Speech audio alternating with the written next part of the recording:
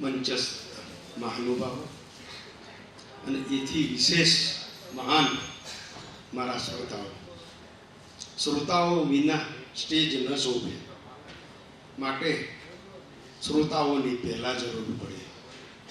જેવી રીતે આ પૃથ્વી ઉપર માતાની જરૂર પડે, સૌથી પહેલા માતાની જરૂર પડે, તો જ આ સૃષ્ટિનું નિર્માણ થઈ શકે. જ્યારથી આ સૃષ્ટિ ઉપર પૃથ્વીનું અસ્તિત્વ થયું અને પૃથ્વી ઉપર જીવરૂપી મનુષ્યનું અવતરણ થયું, ત્યારથી આ દિન સુધી, આજ ઘડી સુધી જો કોઈ શ્રેષ્ઠ જીવ હોય તો એ માં છે. માંથી બીજો કોઈ શ્રેષ્ઠ જીવ છે. ભગવાન પણ માની તુલનાએ ના આવે. ભગવાન એટલા માટે ના આવે કે ભગવાનને પણ જ્યારે જરૂર પડી છે પૂજાવાની, તો માના કુકેથી જ અવતાર લેવો પડ્યો છે. એટલે માતા સૌથી પહેલા છે. તમે ભગવાન મળશે તમને અત્યારે, ભગવાનને તમે માગશો તો શું માગશો? સુખ સાહેબી બધું એવું બધું માગીશું. જ્યારે ભગવાન તમને મળે ત્યારે એ માગશે તો એમ કહેશે કે તમે માતાની સેવા કરો. એ આપણને ઉપદેશ આપે છે. એટલે ભગવાન પણ માતાને સર્વોપરી માને છે. દરેક જગ્યાએ ભગવાન પહોંચી ના વળ્યા, એટલે એમણે નક્કી કર્યું કે એવો કોક જીવ પસંદ કરું કે જે પૃથ્વી ચલાવે, આખી દુનિયા ચલાવે, આખું સ્વર્ગ ચલાવે, આખું મનુષ્ય રૂપ દેહ રૂપ ચલાવે. અંતે એણે સ્ત્રીને પસંદ કરી, એક માતાને પસંદ કરી. માતા સૌથી પહેલા જન્મ છે ત્યારે માતા નથી હોતી, એ દીકરી રૂપે જન્મે છે. દીકરી ખીલતી કૂદતી હોય છે ત્યાં સુધી એ વંદનીય છે, પણ જ્યારે એ માતા બને છે ત્યારે પૂજનીય બને છે. ભગવાને એને માતા બનાવવાનો જે પૂજનીયતા આપી છે એ એમને એમ નથી પૂજાતી. તમે જુઓ, સવારની અંદર સવાર ઉઠશે, ઘરના બધા કામ કરશે, દરેક જણને, દરેક નાનો મોટો એનો કુટુંબીજન હશે, દીકરો હશે, દીકરી હશે, પતિ હશે, એ સમયે સમયે એનું રૂપ બદલે છે, એનો સ્વભાવ બદલે છે, પણ દરેકના માટે એનો પ્રેમ અથાગ હોય છે. આ એક નગ્ન સત્ય હકીકત છે. માટે કોઈની માતા દુઃખી ના રહેવી જોઈએ અને કોઈની માતા ભૂખી ના રહેવી જોઈએ. આ એક સૂત્ર અપનાવી લેજો. મંદિરોમાં નહીં જશો તો ચાલશે, પણ ઘરની માતાને પૂજશો ને તો એ મંદિરો કરતાં પણ વધારે ફળ મળશે. અત્યારે આપણને મંદિરોમાં જે બી જગ્યાએ જઈએ છીએ ત્યાં આગળ એક જ સલાહ આપવામાં આવે છે કે ત્યાગ કરો. તો આપણે તો આપણી માતાનો ઘણી વખત ત્યાગ કરી દઈએ છીએ. એ ત્યાગની વાત નથી. તમારા શરીરની અંદર જે કંઈ કુવિચારો આવે છે એનો ત્યાગ કરો. માતા તો તમને હંમેશા સંસ્કાર આપે છે. સંસ્કાર એ બજારમાં કંઈ વેચાતા નથી મળતા, એ તો આપણા બ્લડમાં હોય છે. માતા આપણને નાનપણથી શીખવાડે છે. અભણ માતા હશે પણ એ ઘરનું સંચાલન એકદમ સુંદર રીતે કરતી હશે, અને પીએચડી કલેક્ટર થયેલી માતા હશે તો એ તમને આયાના ભરોસે છોડી દેશે. પુરુષોની સમોવડી ભલે બને, પણ જ્યાં જરૂર હોય ત્યાં જ બને. જરૂર ના હોય તો એ ઘરનું કામ કરવું, છોકરાઓને સંસ્કાર આપવા, ઉછેરવા, એ કંઈ નાની જોબ નથી. એ તો આના કરતાં પણ વધારે જોબ છે. પૈસા જરૂરી છે, પણ એટલા બધા પૈસા બી જરૂરી નથી કે તમારા છોકરાઓના સંસ્કારને છોડી આપણે વધારે પૈસાની પાછળ દોટ મૂકીએ. આજના આધુનિક જમાનાની અંદર દોટ મુકાય છે અને માટે જ આપણી સંસ્કૃતિ ભૂલાઈ રહી છે. સંસ્કૃતિ કે જે માતાએ ટકવી રાખેલી છે. માટે મેં ભગવાનને પણ કહ્યું છે કે માँ का मंदिर बनवा ले भगवान, तुझे भी जरूरत होगी, जब तू धरती पर आएगा माँ की जरूरत होगी. આવી જ રીતે આપણે અત્યારે દીપક પ્રગટાવે, આપણે આ દીપ પ્રાગટ્ય કરવું, તો એ શું આપણને સંદેશો આપે છે કે પોતપોતાની માતા પિતાને યાદ કરો, આંખો બંધ કરો. સવારમાં દરેક જણનું આ કાર્ય છે દીપક પ્રગટાવો છે. યાદ કરી મા બાપને આજે દીપક હું પ્રગટાવું છું. સમય મળ્યો કે ના મળ્યો, હું અંજલિ તમને આપું છું. એવી જ રીતે જ્યારે માં હોય ત્યારે શું અને માં ન હોય ત્યારે શું. કોઈ પણ વ્યક્તિ ન માં હોય ને ત્યારે એની અનુભૂતિ થતી હોય છે કે માં હોત તો સારું હતું. ઘણા બધા એવા પરિવારો છે કે માતા જીવતી હોય ને ત્યાં સુધી એણે ઘરનું તારું નથી મારેલું. આ એક નગ્ન સત્ય હકીકત છે. કારણ કે ગમે ત્યારે તમે ગમે તે સમયે જાઓ, બારણું ખોલવા વાળી સૌથી પહેલી માં જ હશે. તમે ગમે તેટલા સમયે જશો, તમારી પત્ની અર્ધાંગિની કહેવાય, એ અકરાશે કે તમે કયા સમયે આવો છો ને કેમ આવો છો. આવતા હોય તો સમયસર આવી જતા હોય તો માં મીઠો ઠપકો આપશે કે બેટા કઈ વાંધો નહીં, ફરીથી ભૂલ ના કરતો, પણ સમયસર આવી જજે. એ કેમ કહે છે ખબર છે? આપણે તો માતાના અંગની અંદરથી છૂટા પડેલા છીએ. કેવી રીતે? તો તમે ફક્ત 1 કિલોનો પથ્થર લઈને ખાલી 2 દિવસ ફરો, ત્રીજા દિવસે પથ્થરો નાખી દેશો. માતા આપણને 9 મહિના એના પેટની અંદર રાખીને ફરે છે. કોઈ દિવસ એને ફરિયાદ નથી કરી કે હું થાકી ગઈ. આપણા જીવનનો પહેલો શ્વાસ એ માતાની કુખેથી જ્યારે આપણે જન્મ લઈએ છીએ ને ત્યારે એનો ઉચ્છ્વાસ એ આપણા જીવનનો પહેલો શ્વાસ છે. એટલો બધી એને પીડા થાય છે, એવી પીડાની અંદરથી આપણે અવતરીએ છીએ. અને ત્યારે એ માતાનું અંગ એ આપણે કહીએ છીએ, એને કાપવામાં આવે છે. આ એક આંગળી છે, એ મારું અંગ છે, એને કાપી નાખીશ તો આંગળીના કોઈ પીડા નથી થવાની, પણ એ પીડા મને થવાની છે. એટલે આપણે જે એના અંગમાંથી છૂટા પડ્યા છીએ ને તો એ પીડા માતાને થાય છે, આપણને નથી થતી. માટે આપણે માતાને ભૂલી જઈએ છીએ અને ગરડા ઘર સુધી મૂકી આવીએ છીએ. તો શું એ વ્યાજબી છે? માતાની ફક્ત અપેક્ષા એટલી છે કે તમે મને ફક્ત સારી રીતે એક જ વખત વાત કરો. મારે કોઈ પૈસાની નથી જરૂર, કોઈ વૈભવની નથી જરૂર. કારણ કે જ્યારે એ માતા બને છે ત્યારે બધા વસ્તુ એની છોડી દે છે. આધુનિકતા ભલે અપનાવીએ પણ સંસ્કાર તો માતાના જ હોવા જોઈએ. હું એના માટે એક અમેરિકાનું ઉદાહરણ આપીશ કે સ્વામી વિવેકાનંદ જ્યારે અમેરિકા ગયેલા ત્યારે એક ભૂરી એટલે અંગ્રેજ એની કબર ઉપર પંખો નાખતી હતી. એટલે સ્વામી એ ગાડી ઊભી રાખીને કહ્યું કે બેન, અમારા દેશની સ્ત્રીઓ સતીઓ થાય છે અને એના પુરુષ પાત્ર કુરબાન થઈ જાય છે અને એટલી બધી એના પાછળ ઓતમોત હોય છે. અમારા ત્યાં સંસ્કાર જુદા છે, બહુ સારા સંસ્કાર છે ભારતમાં, પણ તમારા અહીંયા આગળ પણ આ તમારી પ્રયાસ જોઈને મૃત્યુ તો દરેક જણનું થાય. બેટા, તમે આટલા બધા તમે તમારા પતિમય હશો મને ખબર નથી, પણ મૃત્યુ તો દરેક જણનું થાય બેટા. એના પવન નાખો છો એ લાગશે નહીં એને. ત્યારે એ ભૂરી બેને ઊભા થઈને કહ્યું કે સ્વામી તમે કંઈક ગોટે ચડી ગયા લાગો છો. હું તાર કબર સૂકવું છું, આ ઝડપથી સુકાય તો અમારામાં બીજા લગ્ન થાય.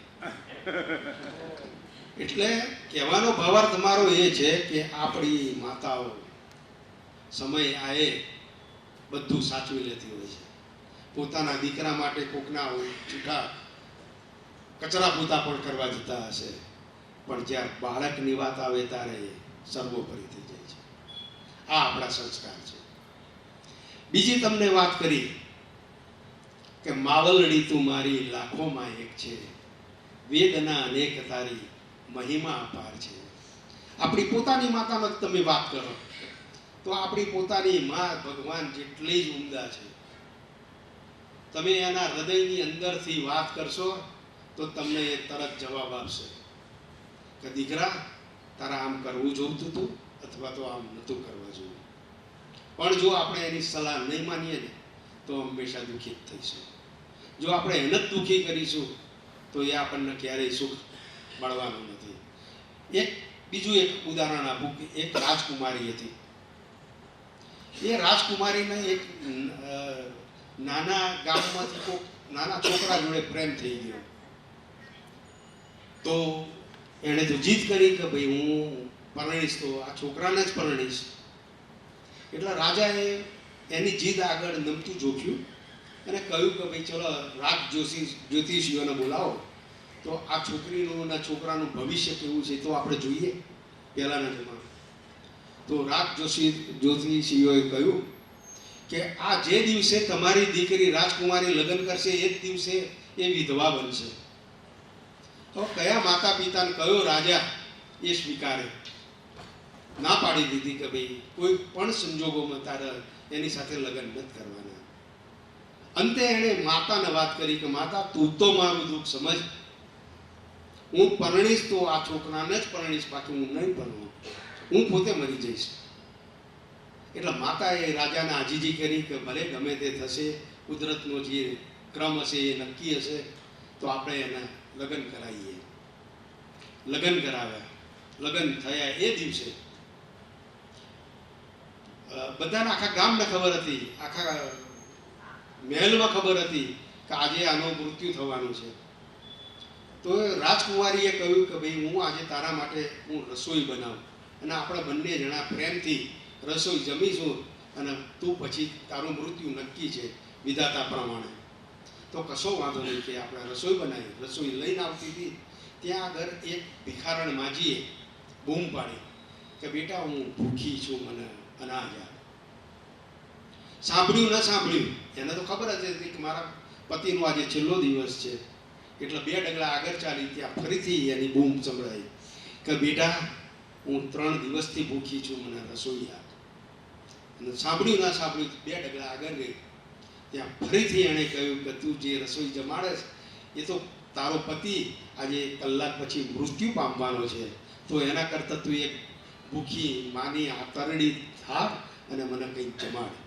એટલે આ એના પતિએ બી સાંભળ્યું અને બંને જણા પ્રેમથી એને જમાડે છે. યમરાજાના માણસો દૂતો આ બધું જોઈ રહ્યા છે કે આ કેટલા બધા પ્રેમથી આ માજીને, આ ભિખારી માજીને આ જમાડે છે. અંતે જમી રહ્યા પછી માજીએ આશીર્વાદ આપ્યા, અખંડ સૌભાગ્યવતી થા. હવે યમરાજાના દૂતો તો આને લેવા આવ્યા હતા.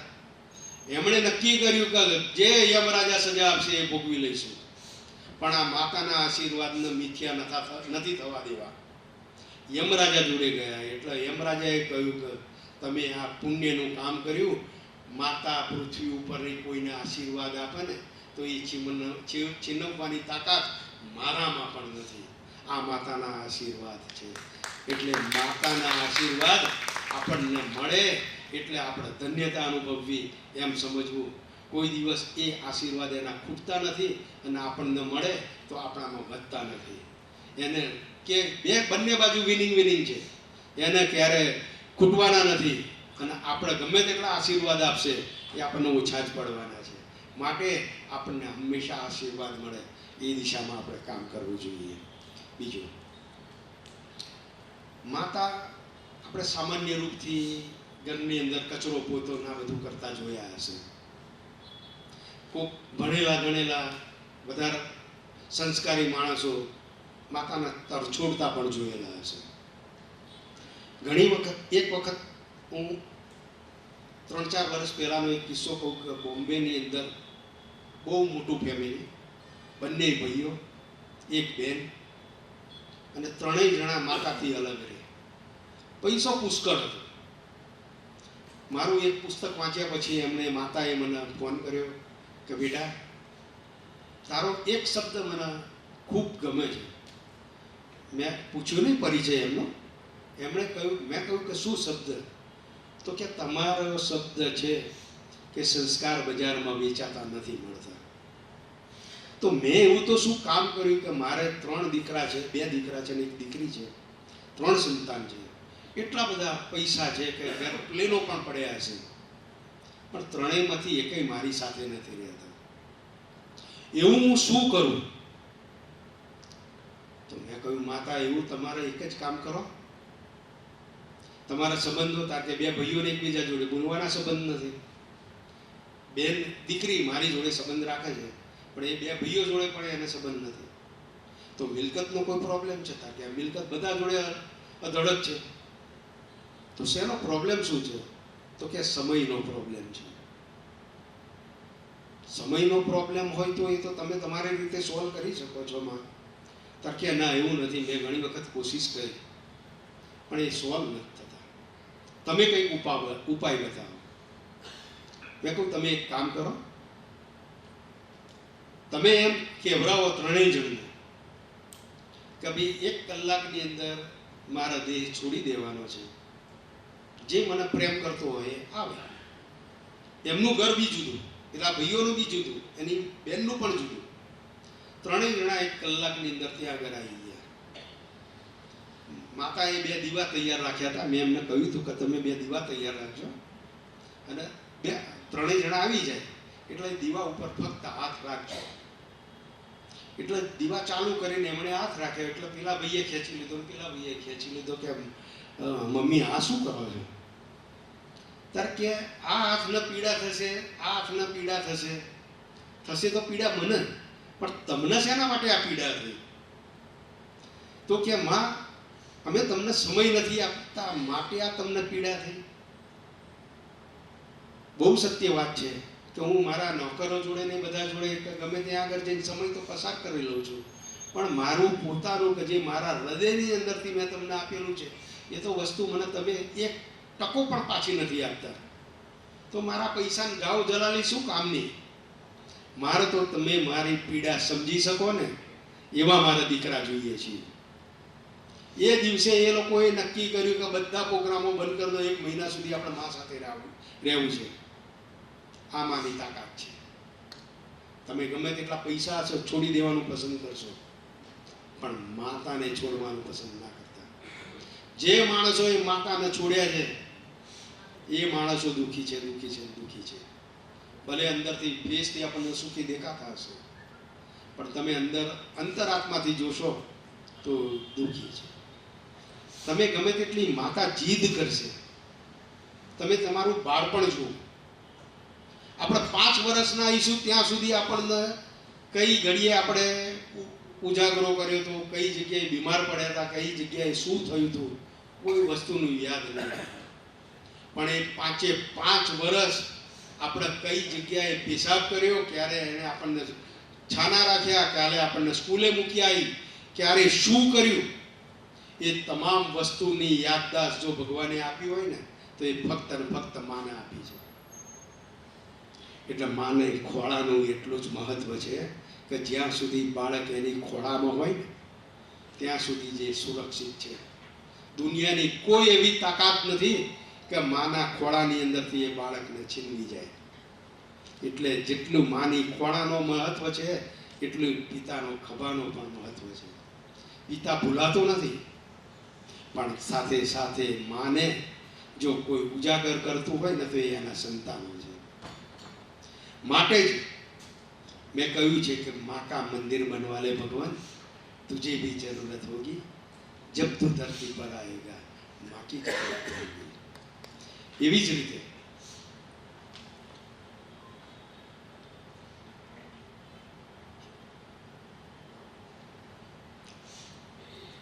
રીતે આપણે એક ટૂંકો અને ટચ વાત કરું કે જીવન કેવું જીવવું જોઈએ.